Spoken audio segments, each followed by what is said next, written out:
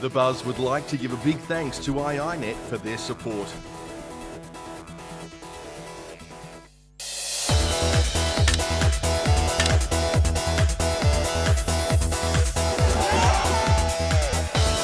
Actually haven't even opened the lid of my laptop.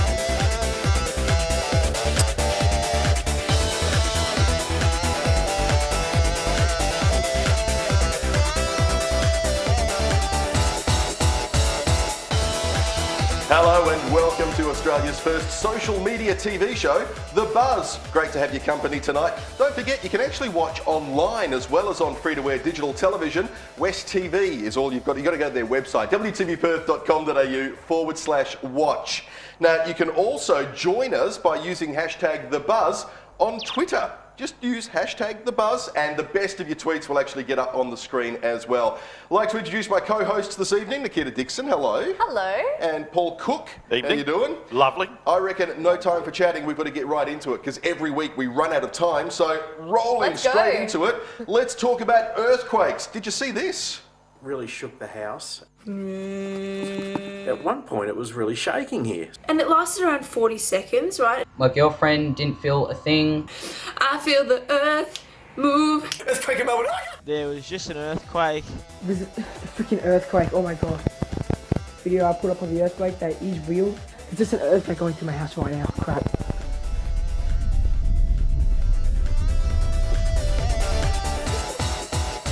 I don't think the cat liked the earthquake very much, but where do you go when you're a mainstream news organisation and you want to find out all the latest about the earthquake? Let's see where Channel 10 went.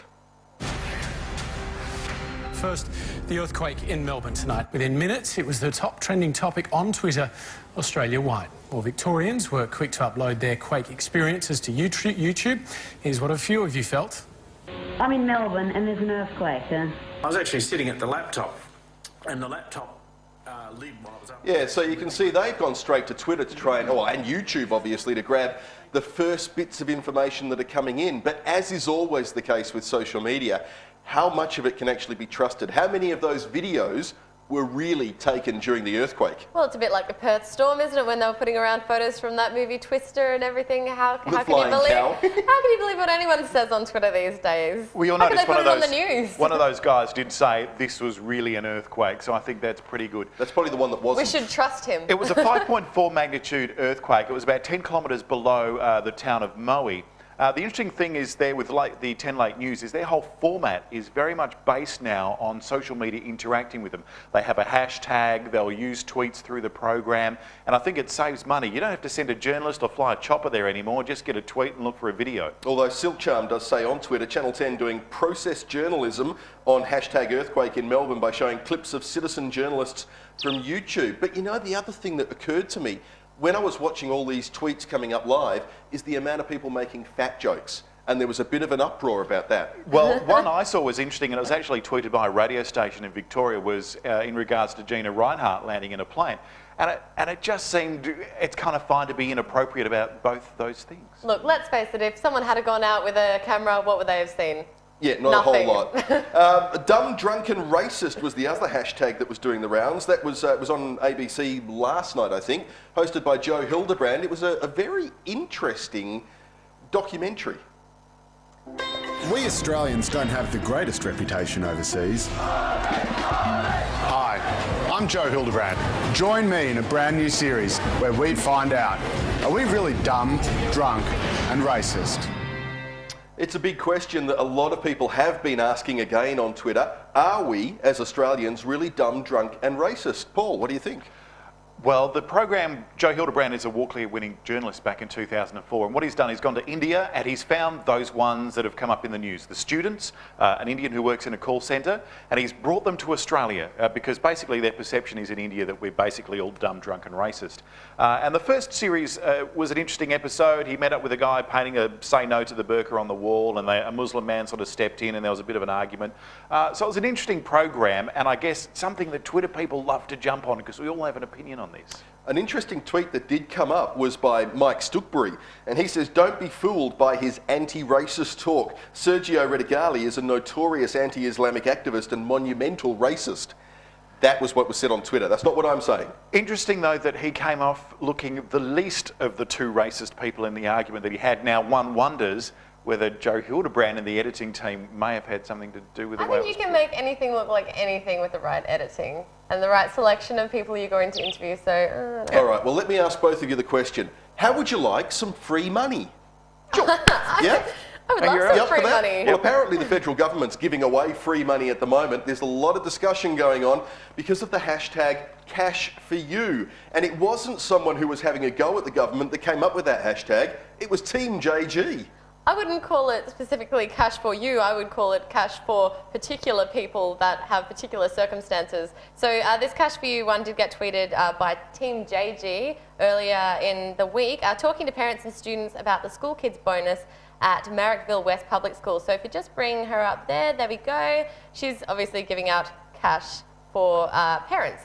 Now, I don't know, I'm not getting any money from Team JG. Well, you're not a parent anyway, are you? Yeah, no, I'm not. There was a tweet from Tommy Tudorhope who says, trending is a poor measure for success when the overwhelming sentiment is ridicule, which is what Cash For You turned into. Mark Ellis 78 said, where's my hashtag cash for you, Jules? I get hashtag no cash. Well, let's talk about cash. If you had plenty of money, would you be prepared to pay to use Facebook? There's a question for you. Let's have a look. There's a very interesting video about what may come of the fact that we may have to pay to post some content. With Facebook Pro, we will allow you to see who's viewed your page and for how long. Facebook Gold allows you to customize your wall with designs or even music. Facebook Platinum allows members access to the exclusive dislike button. However, only the wealthiest 1% can afford it, and they will definitely use it for evil. Yeah, they're probably pulling our leg, but there has been rumours over the years about having to pay to use Facebook, and certainly of recent times we have seen the announce tab appear where you can pay to have something go to the top of other people's timelines. What do you reckon about the idea of Facebook charging, keeping in mind they've got an awful lot of infrastructure they've got to keep running? Well, I think a lot of things online are gradually moving towards getting some kind of money out of the people using it. I mean, if you look at news websites, they're talking about getting a paywall. It's just your digital life. It's becoming expensive. Some actually already have a paywall too. There you a lot go. of the news limited ones. Interesting from the the band The Beards, Adelaide band, specialise in beards, put a message up this week related to this and Facebook now charging. If you haven't already heard, the beardless clowns at Facebook are now requiring business page owners to pay to have their status updates read by every subscriber. If we don't, status updates only show up in less than 10% of news feeds, even though you've liked the page indicating you want to see posts. So unless you go in and select show in news feed, for instance, the Beards updates will only go to 10% of the people who like them, unless they pay. So, and you may have noticed too on your Facebook app on your phone, you're starting to get such and such and such and such like Supermarket A, and there's a picture of them that you're getting in between your updates. So are we likely to see an exodus of people from Facebook heading towards places like Google+? I think if they keep letting businesses put their stuff on, people's Facebook walls, as a person using Facebook, I don't want to see that, but as someone that works for a company in social media, I think it's kind of cool that we can pay and get it in their wall. Facebook are big enough and smart enough to know to find the right balance. As they've done with the privacy issues, they ebb and flow, they edge it forward, they bring it back. They'll do the same with anything that costs money. They'll probably market it at the right people as well. So gaming companies, they would get on the walls of gamers, for example. All right, time for us to take a quick break. Before we do, keep in mind you can join us on The Buzz. All you have to do is jump on Twitter, use hashtag thebuzz, and we'll get the best of those onto the bottom of the screen and on the screen behind us. In the meantime, we've been hunting the web. We have found the world's best skateboard jump. Okay, so Jeremy, you rolling? Yep, got this. Okay, good. Basically what's gonna happen is I'm gonna go down this flight of stairs and land into this pool of water. Go!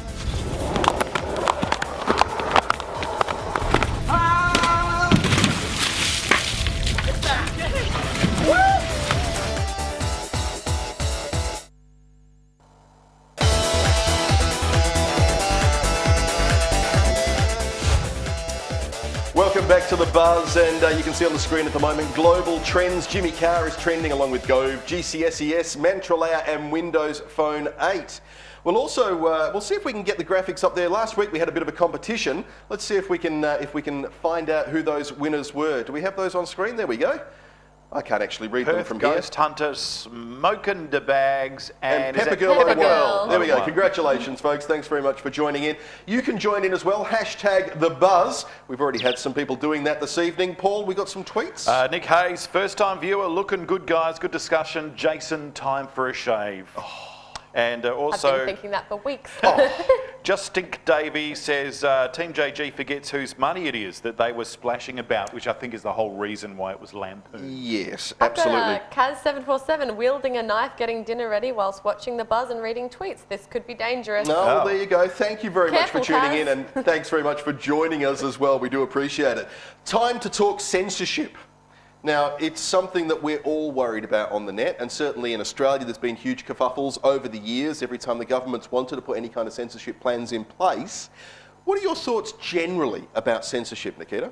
Well, I think in Australia we're pretty lucky that our people have spoken and that's not going to happen. But you just need to remember that in places like India and Malaysia, you know, censorship is real, and especially on social media. I think we're talking about the guy that got jailed for just posting his atheist views. Yeah, on because he Facebook. said he was an atheist, and you know, as a result, you're thrown in jail. I mean, is that acceptable, Paul? Look, I am completely anti-censorship. And I know that tends to make people go, oh, you need something. But I tend to feel that the only real way as a society we're going to mature and bring ourselves up is if we just go, you know what, it's a free-for-all. It's becoming a free-for-all anyway. Let's get rid of all censorship. We claim that we don't have much censorship in Australia, which is really bull dust, because the fact is we're censored from what we're allowed to see and what we're not allowed to see. And what it does is creates this kind of moral authority that somebody knows better than you do. And the question always comes, who censors the censors? Who's doing their job well, and why? That's absolutely true. And that was one of the big questions that came up when they were talking about Australia having a censorship plan. But if we can just look at my iPad for a moment, some of you may have remembered the website megaupload.com and the guy Kim.com, who at the moment is being prosecuted by the United States, and the New Zealand government is helping him out. If you go to megaupload.com at the moment, this is what comes up on the screen, and it's a FBI anti-piracy warning. Now, surely that is also a form of censorship.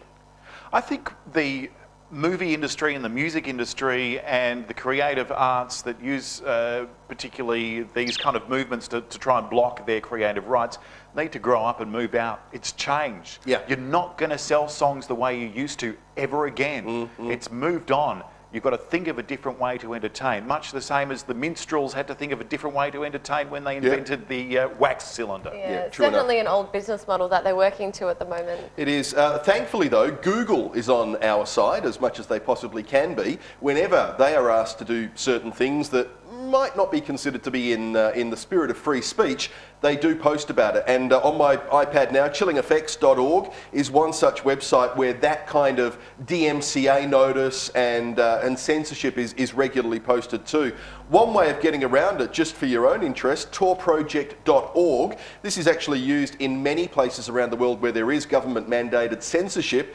Tor is basically the onion router, and it allows for traffic to be able to get through firewalls and deep packet inspection, which is actually a pretty cool thing. The other one you could check out as well, OpenDNS. At the moment, they've just released DNS Crypt, which allows for requests that are finding websites to go outside of the normal network way of doing it. What this results in is the administrators of networks not necessarily knowing what you're surfing, which I reckon could occasionally be a pretty good thing as well. I think that's a far bigger issue than the censorship issue, is who's storing the data. I think one of the problems we have for a country like Australia is a lot of our data and a lot of our surfing information that goes through Google, that goes through Facebook, is going through the United States. It's going through a different sovereign state. It's a different kind of issue and something we should be concerned about. All right, guys, we are running out of time like we always do. If you want us to go for longer, if you want us to go for an hour, do let us know here at the station. I think we'd like to go for a little bit longer.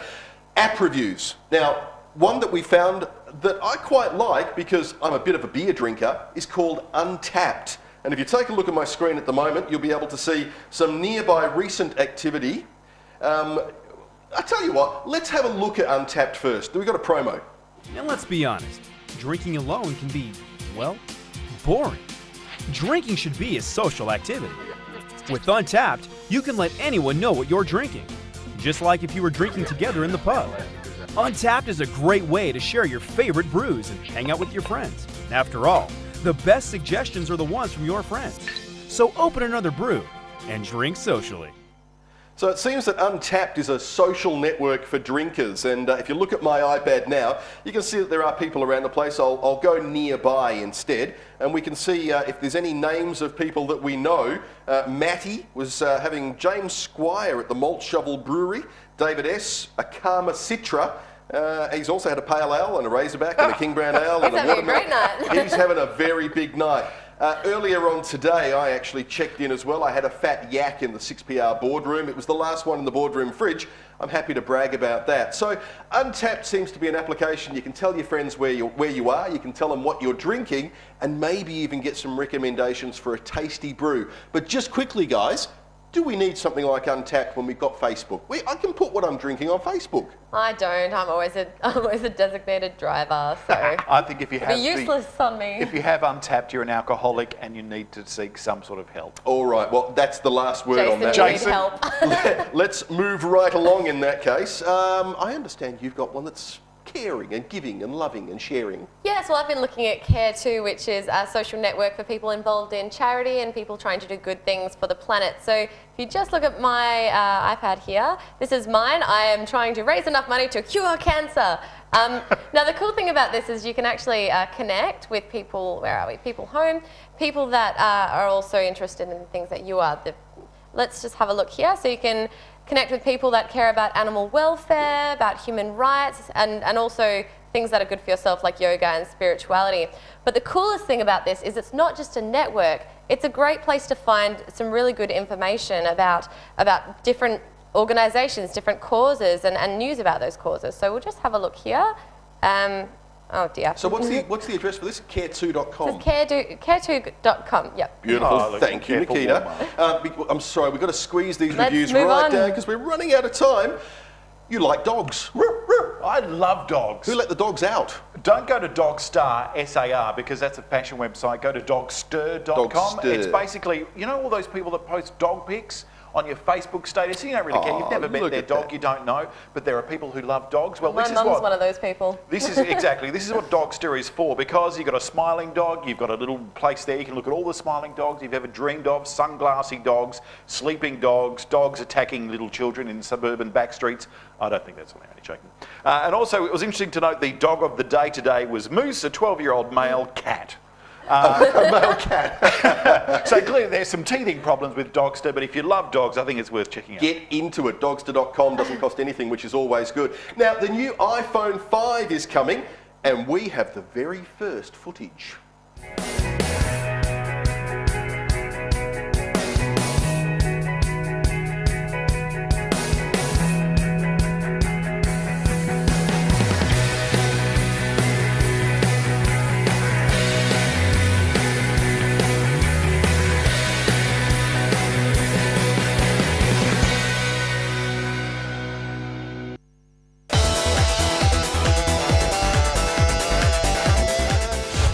Welcome back to The Buzz. We're following your tweets. If you use hashtag #TheBuzz, you'll be able to get your tweets on screen and possibly even on the projector behind us. But on screen now, you can see some trends around the place. Christmas Island, of course, with the boat and the 200 folks out there. Emma, I'm not sure what Emma's all about. Emma? Probably something to do Emma? with Justin Bieber. Is it? More than likely, as always. It's his new girlfriend, death to Emma. Have we got any tweets? Is there anybody out there talking to us? Cindy Prosser says, absolutely an hour. Justin Davis says, yep, an hour sounds like a good idea. I'm Sounds liking like it. we should get an hour. Everybody's on our side, so I'm a big fan of that. Pinstagram. What's Pinstagram all about? Well, I guess it's a great mashup of two really cool things. Not like Burger King's Bacon Sunday, where that was a mashup of two good things and ended badly. Pinstagram. What? I know. Stop right there. Whoa. No, you stop right there. Bacon Sunday, bad. No. Bacon's always good. Yeah, exactly. Anyway, Pinstagram is a really cool idea. It was created by two uni students, and basically they got Pinterest and Instagram. They put them together. So you take your photos, you put a filter on them in Instagram, and then you put them onto Pinstagram, which has the classic waterfall Pinterest type wall here. Now this is mine. Here's my photos. I only have 6, but if you go, I don't take too many photos. But if you go to the home page here, I'll just wait for that to load, then you can see everybody else's posts, and isn't it just beautiful? Is this for girls? What's the difference between...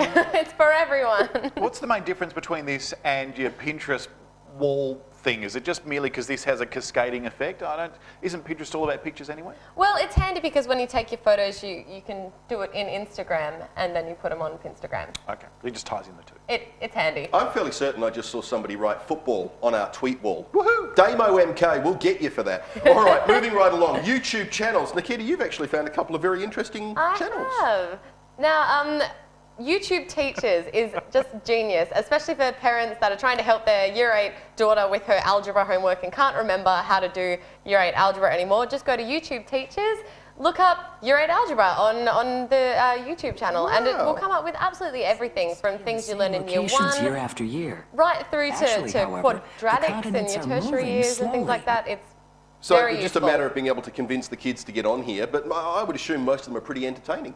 Yeah, they are, and they're really accessible for kids and for adults, and I guess for teachers as well if they need a refresher. And it's verified correct, like we're not going to be putting it in, our kids going to be coming out, oh, Santa Claus is Jewish. Well, it is YouTube's channel, so they've gone ahead and they've found these videos. They've checked the facts? They've checked their facts. Okay, good. All right. I think you can use safe. That's all right then. All right, and the other channel that you picked up, and I've got to put a warning here. When Nikkita told me about this channel a little bit earlier on today, I went straight to it to have a look. And I discovered hardcore porn, and I was devastated. I've never seen anything like that before. It's too bad it didn't happen live. Nothing like that before. I didn't know the human body was capable of those things. What on earth could Gingeronymous mean? I'm not sure, but if you go to the actual YouTube channel... So it's youtube.com/user/Gingeronymous, not... No hardcore porn on this TV station. No, we're not going to show you any of that. Not yet, at least. So this young girl... He's 94, there's not going to be any. This young girl's had a chat with her granddad over a course of time, and he's told her many, many stories about his long, long life, the Vietnam War, the Great Depression, all these things, and she's captured them in a series of videos. Now, it was actually a really interesting person, and these videos are just great, and unfortunately he did pass away in 2009, but it's a great legacy. The stories live on. Interesting man, yes. Guys, the stories live on. we've got to move along. Now, there's lots of different sicknesses that happen to people. I, for example, have multiple sclerosis, but some people, it's much, much worse than that. Some people get completely locked in. 7 years ago I had a major stroke that left my body completely paralyzed but my mind unharmed. I have what is known as locked-in syndrome. There is no cure. I can only communicate by computer that follows my eye movements. I am very excited to write my first tweet. Hello, world. Wow, that's pretty incredible, and just goes to show how technology can benefit people who are really, really, really quite sick. Nikkita, this particular guy, is he tweeting lots now? Or? He tweets all the time. It's Tony Nicklinson, at Tony Nicklinson, if you'd like to follow him on Twitter. And you should talk to him because he does talk back. As you can see, he's been having some extensive conversations with these people on Twitter. But he's also been using it as a channel to tell the people what he thinks about his situation. So he said, I resent being told by the state what I can and can't do with my life. The state intrudes too much. I have a fear of living like this when I'm old and frail. So it's just a really good window into his life. It's fantastic, isn't it? Something perhaps a little more light-hearted. Karl Stefanovic. Let's have a look. Yeah, I don't know. You know, Karl seems like a pretty good presenter. I'm not criticising his presenting skills, but what a turkey. That was actually on Gold Week Telethon. Karl and Lisa. Can we make him our Twitter clown of the week? Of course, let's do that. I really like Karl Stefanovic, but sure, let's do that. And he is active on Twitter. He is very active on Twitter. He posts about 50 times a day and about all sorts of things, and he replies to your tweets. So if you want to tweet him something controversial, get onto it. He'll come at you like a spider monkey. Brothers, one of the many. A genuine pair of aviator sunglasses there we go. He's kept since 1986. Now, if I was to say to you guys, sneaky nuts, what do you reckon I would mean by that? Do you know what sneaky nuts is? Have you seen the hashtag sneaky nuts? I've seen some of the photos. I think we might be referring to. Bit of a trend. Let me bring those up now for you. Let's Google sneaky nuts. Sneaky nuts. In fact, I think Jason's doing it right now. Yeah, I'm not doing it right now. Oh, look, there's sneaky nuts, and there's some sneaky nuts. But the reason, of course, we're talking about sneaky nuts put it on screen, Mr. Director. Put it on screen. There we go. Why? Why are we talking about this? We're talking about this because Australian comedian Chris Lilly, you probably would have heard of him before. Yes. He's done many awesome shows, Angry Boys and I'm trying to remember the Summer high tide. Summer high tide, that's it, yeah. So he's been barred from posting on his own Facebook profile after posting a picture of a fan exposing his genitals. It was a craze in high school photos too. Folks, the credits are running. We've got to go. I just want to... Oh, you can't see. Find him on @ChrisLilly. You need to follow us. Use hashtag thebuzz. And don't forget, you can also watch on the website as well, wtvperth.com.au/watch. Paul, Nikkita, thank you so much for tonight. Thank you. Thank you to the crew as well. Thank you for you guys who are always watching and always tweeting and always putting your things on Facebook. We really appreciate your company. If you want to, get in contact with us here at West TV because we'd like to know your thoughts about what else you want to see in the program and whether or not we should be running for an hour. It's all down to you. You need to get in contact with us. Use hashtag thebuzz. Thanks, guys. See you next week, same time. Bye.